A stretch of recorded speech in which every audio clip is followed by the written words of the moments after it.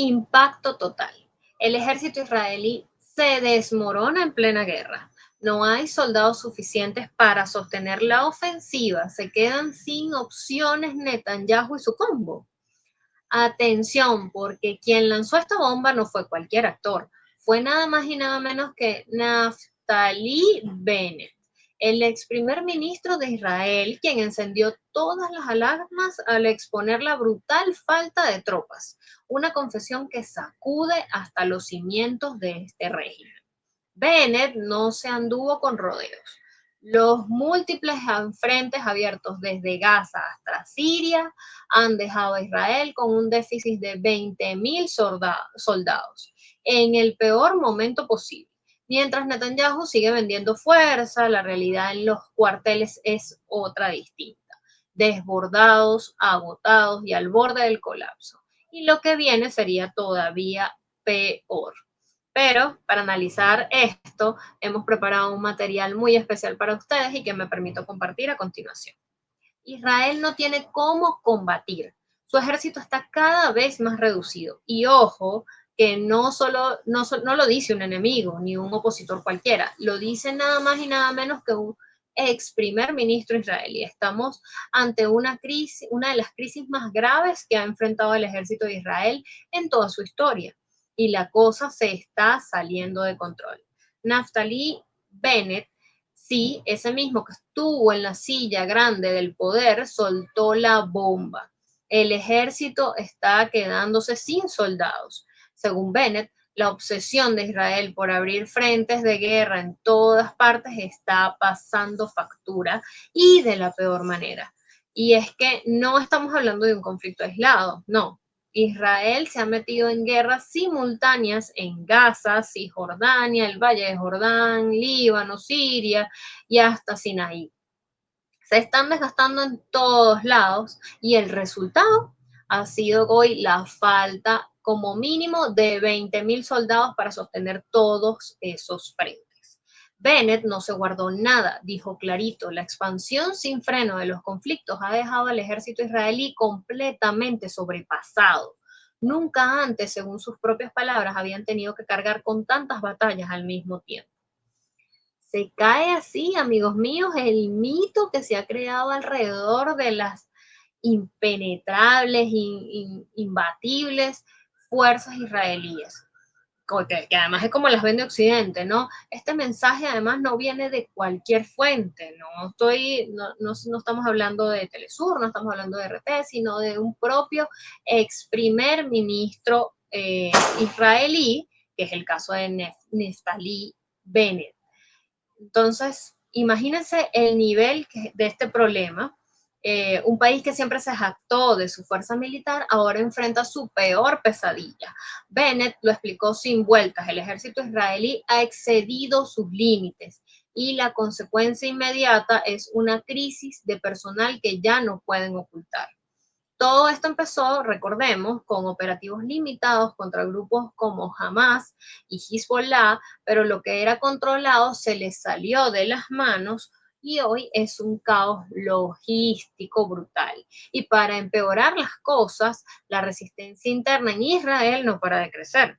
Y aquí entra a la escena otro actor clave, los ultraortodoxos Haredeis. Estos grupos, tradicionalmente exentos del servicio militar por motivos religiosos, están ahora en la mira del ejército. Les están llegando órdenes de reclutamiento y esto ha encendido la mecha en Tel Aviv y otras ciudades. Protestas, desobediencia, caos social, el intento de reclutar a estos ultraortodoxos solo está complicando aún más el panorama. Israel ya no solo pelea afuera, ahora también pelea adentro y el escenario es crítico.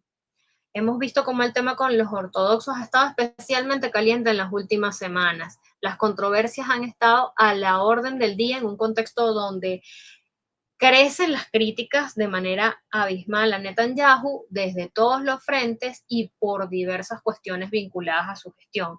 Va desde la gestión del conflicto con los palestinos hasta el tema de la reforma judicial que siempre está permanente. Entonces, un caldo de cultivo terrible tiene Netanyahu a lo interno, pero eso no lo dice la prensa occidental, ¿no? Pero sigamos con esto, porque la cosa no mejora.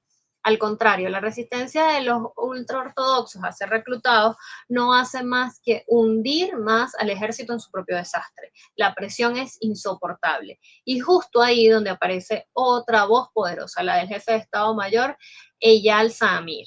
Samir, en una conversación filtrada de la cúpula política, fue brutalmente claro. Les dijo que dejaran de soñar, que abandonaran las fantasías de seguir expandiéndose en Gaza, porque con los recursos actuales eso es simplemente imposible.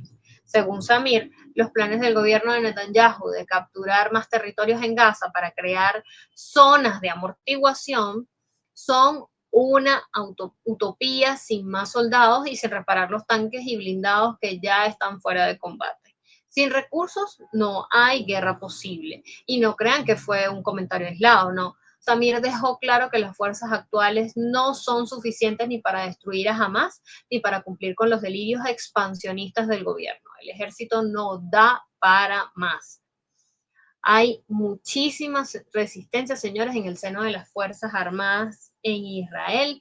Tiene además mucho que ver con esto. A Netanyahu se le ha criticado de tener sus fuerzas, tener a las fuerzas metidas en diversos conflictos por razones más personales que otra cosa.